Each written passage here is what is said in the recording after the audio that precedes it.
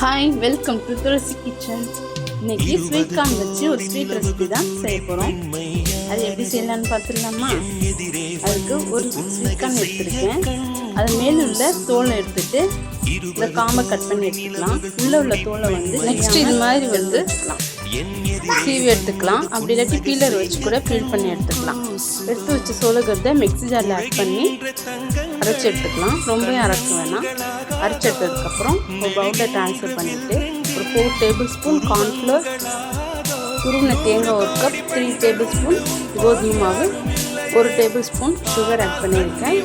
கொஞ்சம் salt add பண்ணி நல்லா கையாலே பசைஞ்சு வச்சுக்கலாம்.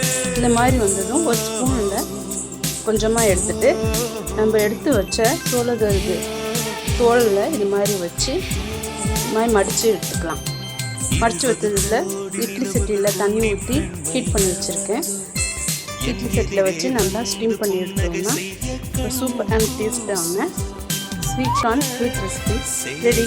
இன்றைக்கி குழந்தைக்கு ஸ்கூல் ஸ்நாக்ஸாக கொடுத்துருந்தேன். நல்லாவே விரும்பி சாப்பிட்டு வந்தாங்க. இந்த ரெசிபி உங்களுக்கு பிடிச்சிருந்தா நீங்களும் செஞ்சு பார்த்துட்டு சாப்பிட்டு பாருங்கள். நெக்ஸ்ட் ரெசிபியோட சந்திக்கிறேன். பாய்.